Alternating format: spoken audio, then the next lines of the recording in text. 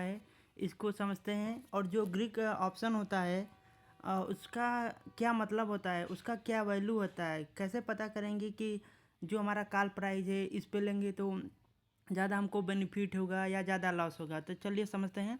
तो सबसे पहले ये हमारा ग्रो का इंटरफेस है। तो हम समझने के लिए निफ्टी 50 पर क्लिक करते हैं। निफ्टी 50 पर क्लिक करने के सबसे पहले जो हमारे पास जो डैश बोर्ड आता है या इंटरफेस आता है इस प्रकार का दिखाई देता है। तो सबसे नीचे आप देखेंगे तो एक चार्ट का हमें ऑप्शन दिखाई देता है और उसके बगल में एक ऑप्शन चयन का एक ऑप्शन दिखाई देता है।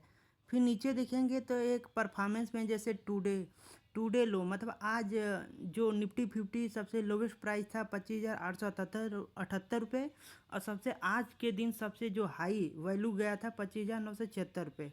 और पूरे ईयर में मतलब एक साल में निफ्टी 50 अपने लोवेस्ट पॉइंट प्राइस और सबसे हाईएस्ट प्राइस कितना है इसमें देख सकते हैं। और स्टार्टिंग में आज निफ्टी 50 कितने से ओपन हुआ था और निफ्टी 50 आज कितने पे क्लोज हुआ देख सकते हैं। फिर यहाँ ओवरव्यू में सबसे ऊपर देखते हैं, यहाँ तो हमें ऑप्शन चयन है, ये नीचे ऑप्शन पे इस पर क्लिक करेंगे तो डायरेक्ट आप इस इंटरफेस में आ जाएंगे जहाँ से आप ट्रेड ले सकते हैं। या तो इसको बैक करके या आपको जो एरो जैसा आपको सिंबल दिखाई दे आप यहाँ भी क्लिक करेंगे तो इस इंटरफेस पे आ जाएंगे। तो सबसे पहले आपको अभी समझ में नहीं आ रहा होगा कि ये सब संख्या क्या दिया है, हमें कौन सा कॉल प्राइस लेना है कौन सा नहीं लेना है। तो इसको मैं आपको इजी टू अंडरस्टैंड बनाने के लिए कुछ बातें बताता हूँ, आप मेरे साथ नोट करिए, क्योंकि ये जो बड़े ट्रेडर होते हैं आपको अच्छे से समझा नहीं पाते।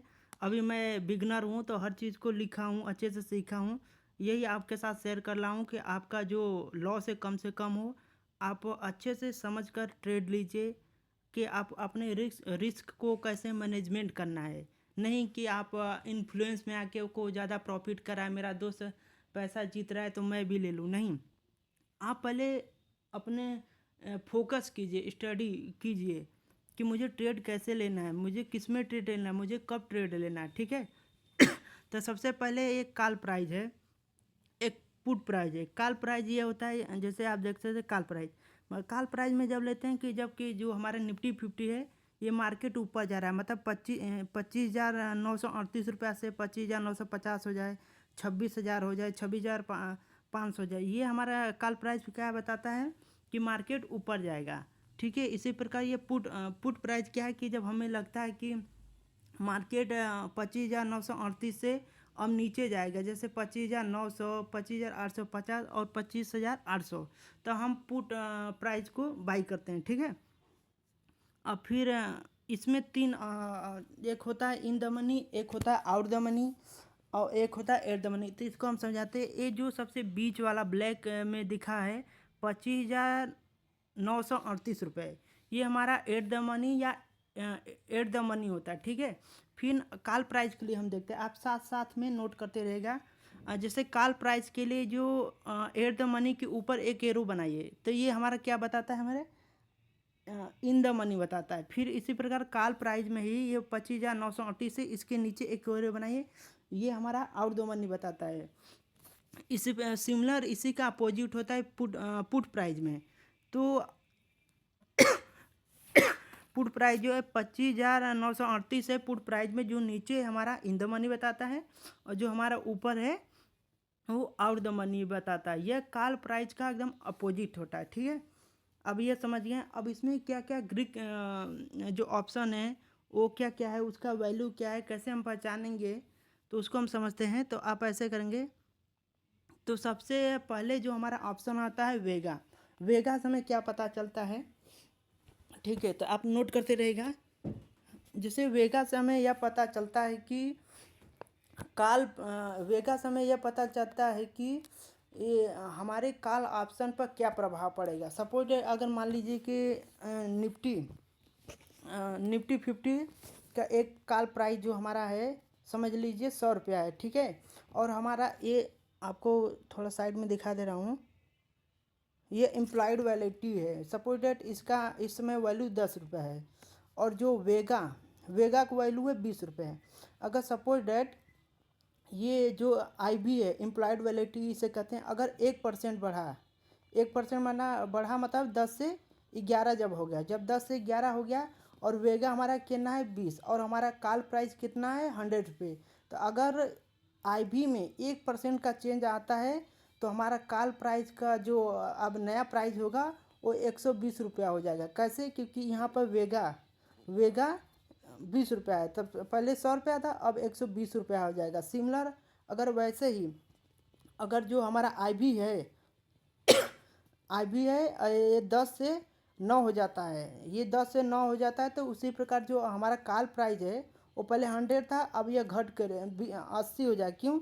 क्योंकि हमारा जो वेगा का है 20 है। यह तभी लागू होता है जब हमारा जो डेल्टा हो गया, थीटा हो गया और गामा, इसमें कोई परिवर्तन नहीं हुआ हो, तब यह कंडीशन फॉलो होता है। अब उसके आगे आते हैं, वेगा के बाद है हमारा गामा। अब गामा से हमें क्या पता चलता है? गामा, पहले तो ये जो गामा है, गामा से हमें यह पता चलता है कि डेल्टा में कितना चेंज आएगा। गामा हमेशा पॉजिटिव में होता है और हमें यह ध्यान रखना है कि जो गामा है हमेशा 10 से ज़्यादा होना चाहिए। मैं एक एग्जांपल से आपको समझाता हूँ, आप नोट करते रहिएगा। सपोज डेट हम कॉल प्राइस में देखते हैं कि जो हमारा गामा है, सॉरी निफ्टी, जो गामा है उसमें उससे डेल्टा में कैसे परिवर्तन होता है। तो एग्जांपल के मैं लेता हूँ, मान लीजिए निफ्टी 50, उसमें 25,400 रुपये है, मान लीजिए एग्जांपल के लिए आपको बता रहा हूँ, 25,400 रुपये, फिर यह बढ़कर 25,500 हो गया। तो इसमें कितने पॉइंट का चेंज आया? इसमें 100 पॉइंट का चेंज आया। ठीक है, इसमें 100 पॉइंट का चेंज आया। और पहले जो हमारा ओल्ड डेल्टा है, मतलब पुराना वाला ओल्ड डेल्टा है, उसका वैल्यू मान लीजिए कि 0.5 है। ठीक है, मान लीजिए, सॉरी, हाँ 0.5 है। और जो हमारा गामा दिया है मान लीजिए 0.003 है। तो यहाँ पे देख सकते हैं कि जो हमारा निफ्टी 50 का पहले प्राइस कितना था 25,400, फिर उसके बाद कितना हो गया 25,500, मतलब 100 पॉइंट का डिफरेंस आया, मतलब बढ़ गया। तो ये जो गामा में हम 100 से गुणा कर देते हैं, क्योंकि जितना चेंज आया उतना गामा से गुणा कर देते हैं। तो इसमें गुणा करने के बाद 0.03 में अगर हम 100 से गुणा कर देते हैं तो 0.3 मिलता है। अब हमारा जो नया डेल्टा होगा वो कितना, उसमें कितना परिवर्तन आएगा? तो हमारा जो पहले ओल्ड डेल्टा था वो 0.53 था। अब उसमें जो हमें ये 100 पॉइंट बढ़ा तो हमने गामा में 100 से गुणा कर दिया, तो हमारा जो एक वैल्यू प्राप्त हुआ 0.3। तो पहले जो हमारा ओल्ड डेल्टा था वो 0.53 था, अब हमें जो न्यू डेल्टा मिलेगा वो 0.5 होगा। ठीक है, समझ गए? तो 100 पॉइंट चेंज होने से हमारे डेल्टा में क्या परिवर्तन आता है, यही हमें गामा बताता है। और गामा हमेशा पॉजिटिव में होता है, यह निगेटिव नहीं होता है। सॉरी, हेल्थ इशू है। फिर इसके आगे थे डेल्टा। अब डेल्टा से हमें क्या पता चलता है?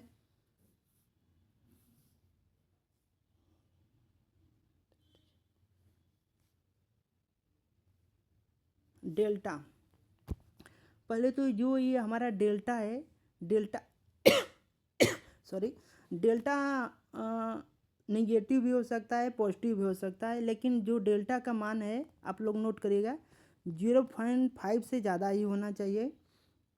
यह जितना ज़्यादा होगा यह हमारे लिए उतना ही अच्छा होगा, क्योंकि ये हमारे डायरेक्ट कॉल प्राइस के हमें कितना प्रॉफिट होगा इसी से डिसाइड होता है, डेल्टा से और थीटा से, गामा से और वेगा से। ठीक है, तो मान लीजिए मैं एक एग्जांपल के थ्रू आपको इसे समझाता हूँ ताकि आप अच्छे समझ सकिए। मान लीजिए निफ्टी 50 है 24,000 पर चल रहा है। ठीक है, निफ्टी 50 हमारा 24,000 पर चल रहा है, फिर यह बढ़ के 24,500 हो गया। ठीक है, ये 24,500 हो गया, तो परिवर्तन हमारा कितना का हुआ? 500 का, 500 का हमारा परिवर्तन हुआ। ठीक है, और मान लीजिए एक लॉट, मतलब कॉल प्राइज में एक लॉट का जो प्राइज है सॉरी, कॉल प्राइज में जो हमारा एक लॉट का जो प्राइस है उसमें चल रहा है मान लीजिए 250 रुपये है। ठीक है, तो हमारा डेल्टा में क्या परिवर्तन आएगा? जो डेल्टा में परिवर्तन, सॉरी, जो हमें डेल्टा तो वैल्यू दिया होगा एक, मान लीजिए 0.50 दिया है, और इस पहले देखिए निफ्टी 50 कितना था 24,000 था, फिर कितना हो गया 24,500, तो कितना बढ़ा 500। तो जो 500 आया है उसमें आप 0.5 से गुणा कर दीजिए, तो ओवरऑल आया 5 5 25, 1 2 3 1 2।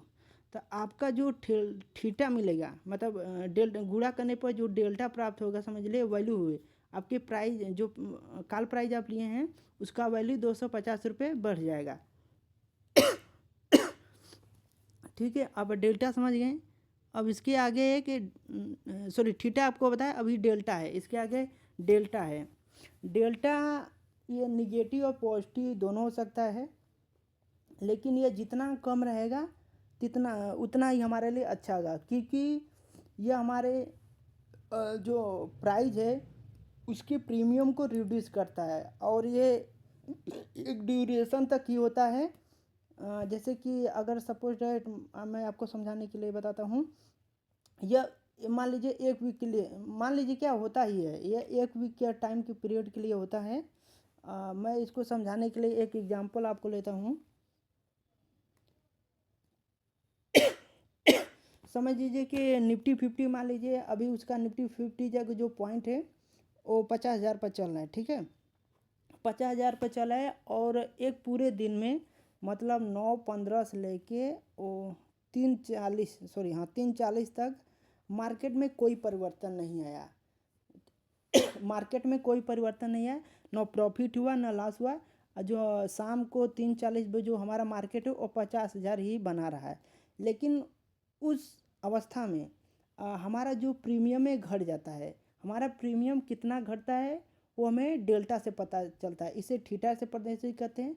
सपोज रहिए 5,000 था उस समय, मान लीजिए जो कॉल प्राइस है या पुट प्राइस है उसके एक लॉट का जो प्राइस है उसमें मान लीजिए कि 350 रुपये है, और थीटा का वैल्यू हमें दिया है -15 रुपये, सॉरी 15 रुपये या -15 रुपये।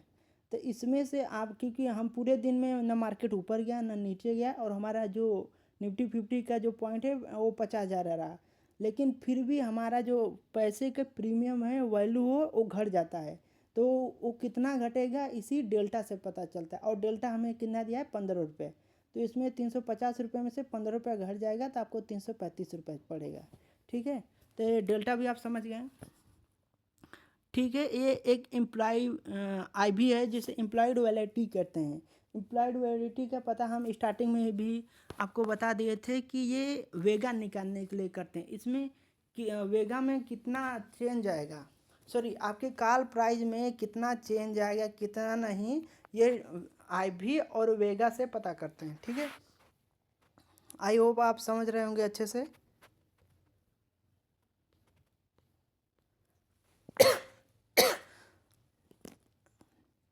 सेम अपोजिट इसके पुट, जो पुट साइड होगा उसी तरह सेम इसे कॉल कॉल साइड का होता है। ठीक है, मैं अपने वीडियो को यही भी समाप्त करता हूँ।